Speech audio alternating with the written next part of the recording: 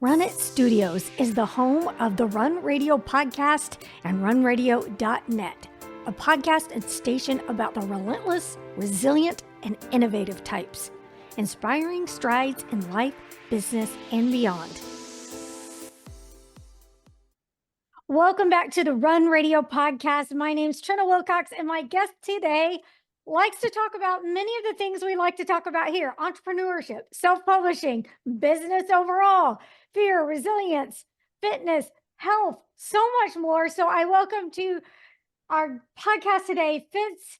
How do you pronounce your last name? Fitz Koehler of All Fitzness. right. Yeah. All right. Welcome. Yeah. Thank you for having me. I love talking about running. My runners, and I do take ownership, are some of my favorite people and things in the world. I mean, I always consider running to be like the great teacher. You know, it teaches us all things in life: endurance, patience, understanding, so many things. Determination, Yes. discipline, perspective. Absolutely. It's funny how many people think it's just about going the distance or even winning. Yeah. I've golly, ever since I left elementary school, I've never actually tried to win any sort of race. I just, go the distance and benefit in so many ways because of it. But yeah, running is a gift. So, a healthy lifestyle's kind of been a norm for you growing up. Kind of like me, I was always encouraged to be active, do what you can, modify what you can't do to a way that you can do. And you've been involved with even teaching fitness since you were like a teenager. Correct. So how has that been for you? Was it ingrained in you, or was it just something you were drawn to? Yeah, what's so interesting is sports were ingrained with us. I mean, I grew up, and by the time I was 4, I had a ball at my foot and I was cheering and I was playing t-ball, and I did all the sports. I was a speed skater, for crying out loud. I mean, Wow. we did everything. My older siblings were really good at sports and I was really mediocre. In fact, I rode the bench on a bunch of my soccer teams and I got cut from a bunch of other teams. I just really love sports. I love the team thing. I loved wearing a uniform. It was a real great source of pride. However, fitness wasn't necessarily something that was preached. It was a sidebar to what we were doing, a consequence, but we weren't a fitness focused family, and the eating wasn't always very great. In fact, by the time I hit college, I was a bit overweight. I'm 40 pounds less now than I was in my freshman year at college, but I started teaching fitness when I was 14. I had knee surgery, blew it out playing soccer, went to rehab. After surgery, went to rehab, and that physical therapist, thank goodness, before he released me, he told my mom, he said, you should get her to join a gym. If she doesn't continue strength training, she will re-injure this knee. And so my mom lied, and she got me a member at Spa Lady in South Florida. She said I was 15 or 16. I was only 14 at the time. And thanks, Mom. And I started working out. I loved it. And I had learned a lot during physical therapy that I was able to transfer over to the actual workout part of the gym. And then I started taking classes. Love that. And I thought the instructors were really cool. And I loved their leotards and their leg warmers. And I was so impressionable. But I was working at Cinnabon. And it was just complete opposite of what I do now. But thank goodness that manager, Ronnie, she was a real hag. She was so mean. And so I got sick of her and I quit Cinnabon and I applied at the gym and they interviewed me on a Tuesday night. And I remember the manager, Chris, saying, do you take classes? I said, yeah. He said, can you teach one? I said, well, I'd like to try. He said, how about Friday night? And so thank goodness I'm a gamer. I said, okay. And I practiced in my mirror in my bedroom, and I showed up Friday night. I winged it. I taught a class and it went really well, and they hired me. And, so goes this incredible career committed to helping people live better and longer by making fitness understandable, attainable, and fun. It's what I loved to do back then. It was where my siblings were great at sports. I was actually talented teaching fitness, and it's such a passion of mine, and it makes me so happy. So yay. Yeah. I'm so grateful. I'm glad you found it early. I wish, and maybe it's changing, but I feel like if we were taught the confidence aspect younger, instead of the running's a punishment and all of the things that should be encouraged to build that confidence? Because when you do start working out kind of on your own and there isn't that, oh my gosh, is everybody looking and laughing? You really start to build some confidence and that strength radiates. So, how do you feel about that? Well, I think you're spot on. And, where does it go from as kids where we get to run? They let us outside and we get to run Mhm. versus we have to run. Yeah. And I actually have a large school running program. It's called the Morning Mile. And I think I started in 2011.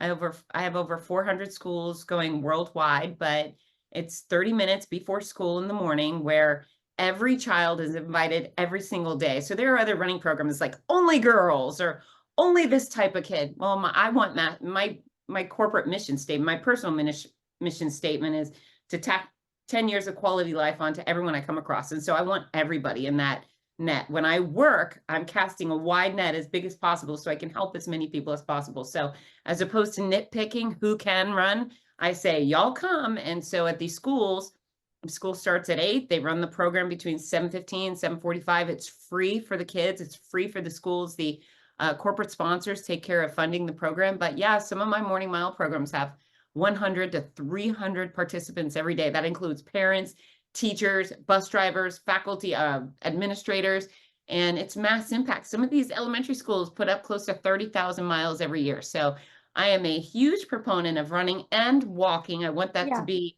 as loud and proud because, those are the things that innately most of us know how to do you we have an anomaly or a disability, and we get those kids moving too, and it requires little equipment and it's fun, so yes, I agree, walking, running is this, oh, so beneficial. And if you do it, if you start your day, it turns on your brain, it clears your mind, it reduces stress, it sets you up for success, it makes you a better friend, a better lover, a better employee, a better boss.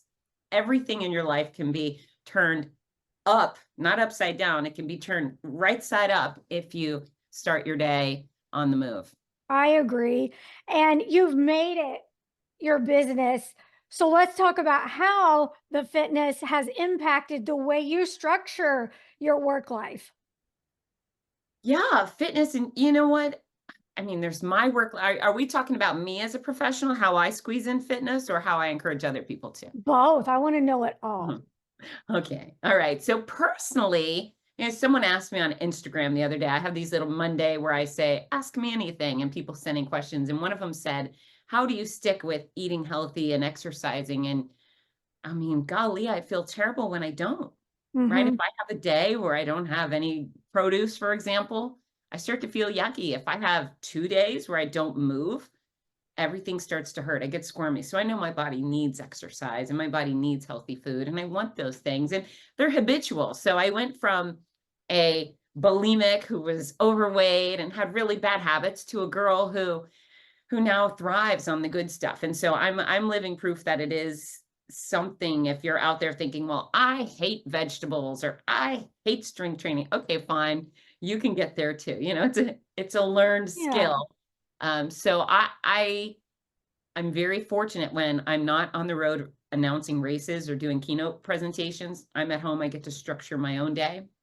So I strength train every other day, come hell or high water. Strength training is the fountain of youth. It's a secret to resiliency. If you want to run, strength training will help you run further, faster, and pain-free. So strength training is always my number one priority. And every other day, and then cardio comes in many different ways. I love to walk. I do love to run. I did a Dancing with the Stars ballroom dance competition in March, which was so much fun. And I did the jive, which was super athletic and cardio. So I've continued ballroom dancing. I have an instructor. I do it once a week. And that's one of those things where, I mean, golly, I never imagined myself to be someone with a personal trainer. And that's basically what a dance instructor is, right? He's my dance coach, but I invest in me because I don't do anything else when I'm home. I don't go to movies and I don't really go shop too much. So I spend X amount of dollars once a week on this really fun athletic thing. And of course it's healthy for my body, but it really makes me happy. It brings so much joy, and I love learning and so forth. So fitness comes all the time. Stretching, I do because I don't like pain. I don't like stiffness. I stretch throughout the day. Every time I let my dogs out of the house, I hit the ground and I stretch my hips, because runners, we know hip inflexibility, hip tightness is one of the catalysts for piriformis syndrome and sciatica, and I mean, you name it. So I build in the stretching, and then I build in strength, balance training by standing on one foot in the grocery line and when I brush my teeth. And, I work it in. People think I'm a lunatic and I'm out there exercising 4 hours a day. That's just not true, but fitness is always something on the mind. And then as far as everybody else goes, I encourage people to do what they love. Especially with my profession, people say, well, I want to lose 80 pounds, but I don't like to run. And I said, I don't care if you like to run. Who cares? What do you like to do? Do you like to swim or do karate or pickleball? Just do something. As long as you're hitting the 4 pillars of fitness: strength, cardio, flexibility, balance. That's all you need to do. I mean, just find a form of that you enjoy. If you can do it in a big section of time, great. If you can do 1 minute of push-ups in the morning and 1 minute of lunges and 1 minute of stretching, it all is cumulative. So just encouraging people to prioritize it, to make it an excuse-free mission. I will not fail in this mission. And then teach them how, and make it simple, because fitness really is pretty simple, stupid. Yeah. I have a master's degree in the most simple, stupid science on earth. And the master sounds hoity-toity, but the field really isn't so complicated. Well, as someone who's driven and you like to hit those goals, you probably might have been natural for you to be an entrepreneur. Talk about that a little bit. You're right. You're right. I probably would be very fireable in a corporate environment if I were one of many, and if I didn't like something, I would speak up. And not every boss likes to be, not every boss likes to listen, right? I've recently had an experience with that, which wasn't so pleasant, but yeah, I'm a grab the bull by the horns type of girl, and I have ideas and I like to run with them. And so being president of Fitzness International is something I became at 20. I got my trademark on Fitzness at 20, and it suits me. It suits me because I'm very enthusiastic, and as I've matured, I've slowed down on, this bright idea, I'm going to take off with that. I settle down and think about things a little more. I think when I was in my 20s, it was I was a little more willy-nilly about things. But yeah, I don't tolerate excuses very well, and I don't tolerate stagnation very well. And yeah, being a CEO is kind of the only position for me. Mm-hmm. I want to talk a little bit about that. And I'm reluctant to use the word balance, because I think a lot of times it's not about balance, but knowing which plates to spin and when. Yeah. But when I feel like hustle culture has been abused, and I think there's a fine line between, giving it your all, but also knowing where that rest line is, because as an athlete, that rest makes you a better athlete. Absolutely. So translate that into work life for a lot of people that are falling into that hustle culture trap that really ends up causing burnout, stress, mental health issues, and so on. So I work full throttle, especially in the part of my career that puts me on stages. Whenever I'm responsible for somebody's knowledge or experience, Yeah. there's not an ounce of me I won't sacrifice to make sure they're getting the most out of their experience and having fun. It's funny, when I'm teaching fitness or speaking, right? That's my opportunity to impart wisdom, to share compelling messages, which is so important to me. When I do a keynote and 500 people walk out of the building, I feel like most of them are going to go do better and be better. They're going to make better decisions. And that really satisfies me. However, on race day, I'm not really the messenger, right? I mean, I'm the messenger, but I'm not giving those educational lectures. But I know that if somebody hands me 15,000 people and says, Fitz, handle the start line, make sure they know what to do, know where to go, and have a good time. If I make that start line the most fun, rowdy, warm, rewarding start line they've ever attended, they'll want to come back. If I am the most fun, loving, exciting announcer at a finish line, and they come through and they feel like they won freaking gold at the Olympics in front of the home team, then they're going to want to have that experience again. And so that's my opportunity to impact them and make them want to have more of those experiences. So as far as the work I do when I'm doing it, it's full throttle, relentless. I pour as much as I can. When I was sick, when I was doing cancer, I never sacrificed any, or nobody that I was working with ever missed anything. I never gave them less because I was sick. I just, I figured it out, and that was a year and a half. That was weird for me, but hopefully always top-notch, rewarding for my events and my athletes. However, I also rest hardcore. I love sleep. Sometimes I wake up in the morning and I'm excited to get back to bed. I value sleep so much when I'm on the road. Many people in my hometown, and they say, "Oh, you're in LA, you're in all these towns, you must be out partying." And I think, have you lost your mind?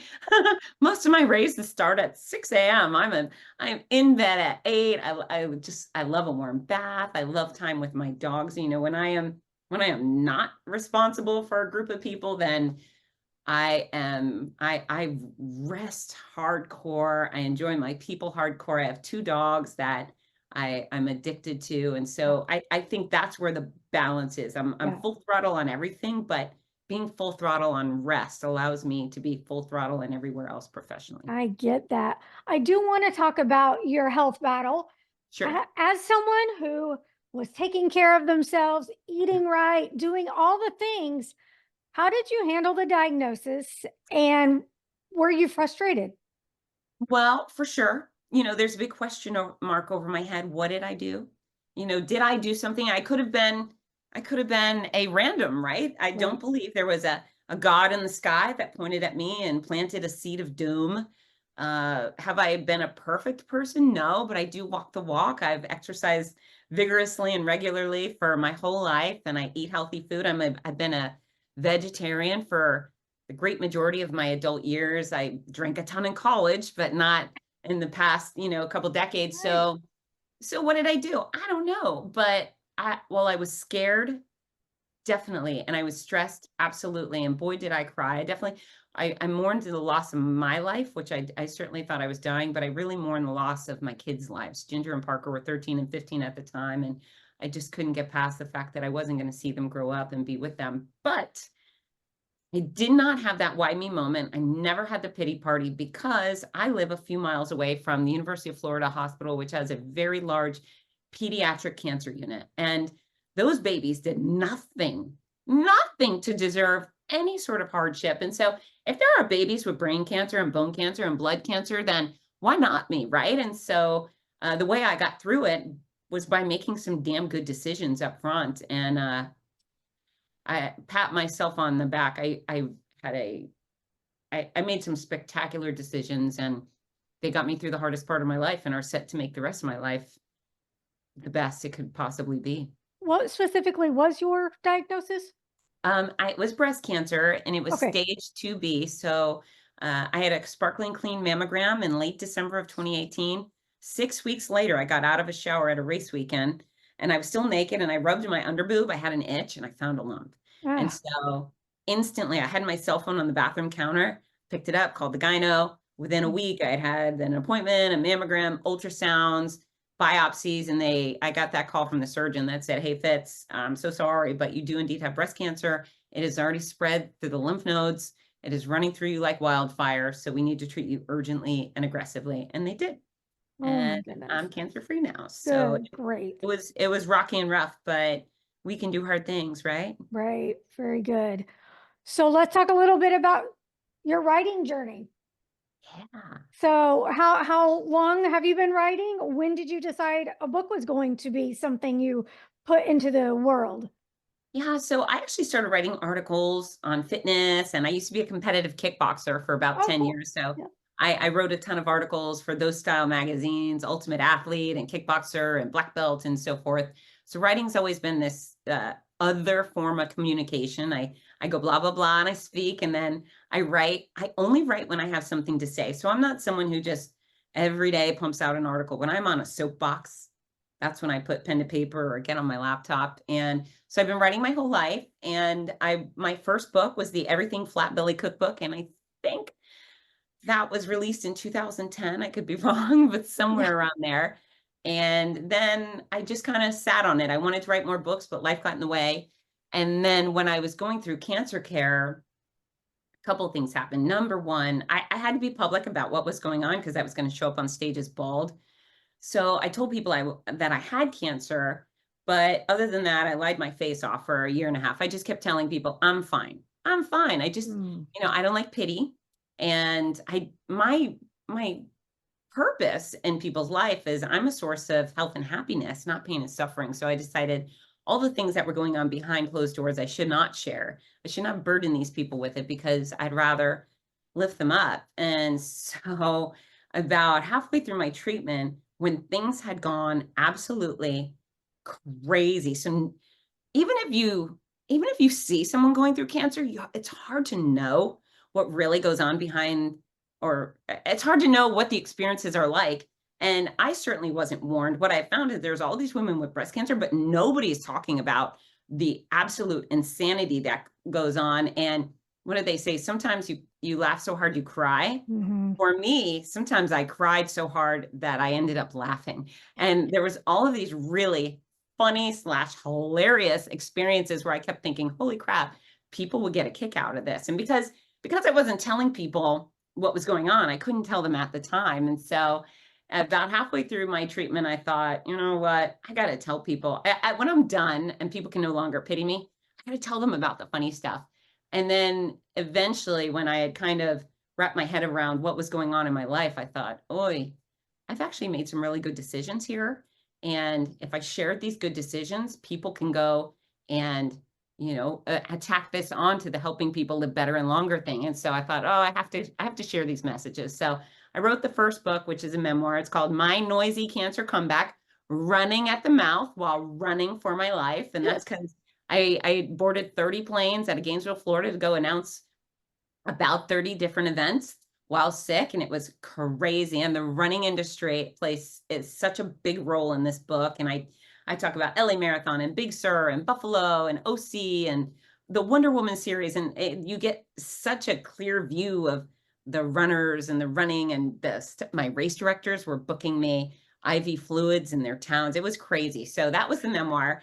And then I also realized halfway through my treatment that, wow, this fitness thing I do is making such a difference. Even though I was brutalized by my treatment, I was down to, I lost a lot of weight and I was weak and so forth. But my doctor, he had told me, he says, Fitz, I know you're suffering, but if you were not so committed to health and fitness coming into this, you would have been hospitalized for a month. You would have had a feeding tube. There's no way you could have endured the treatment I'm giving you and still traveled the country and did all the things you're doing. So your fitness has been very powerful. And I thought, oh, yes, it has.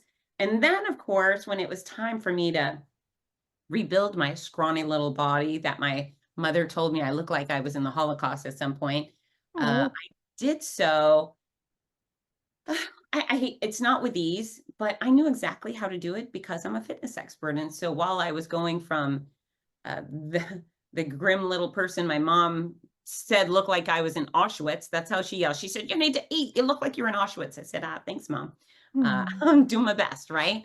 Right. But thankfully, I had the knowledge to go from sick to strong with baby steps and these really calculated efforts through chemo, through radiation, through surgery. And so that's when I decided, you know what, there's all these cancer patients, millions of us around the world, right, that are also being traumatized and just beaten up by Hmm. cancer and its care. And so I thought I have to create a resource for those people so they know how to weaponize exercise and nutrition and complementary care and quality rest while they're going through the treatment. So the next book is Your Healthy Cancer Comeback. That's the guidebook. And then there's the Healthy Cancer Comeback Journal. And the books have been wildly successful, and oncologists buy them for their patients in bulk, cancer centers buy them in patients for their bulk. Wow. And then it's the thing where everybody reaches out, they order on fitzness.com and they say, hey, my dad has brain cancer. Can I get him your books? And it's nice to be able to give the gift of knowledge and actually help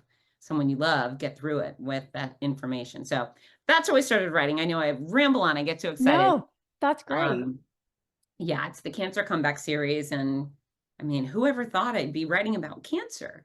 Yeah. How Yeah. did that happen? Not where you figured you would be going. Have you toyed with the idea of writing something else, a different genre or a different topic? Yeah, so I actually am probably about 60% of the way through the next book, which will be uh, a fitness, a wellness book for the general population. So Cool.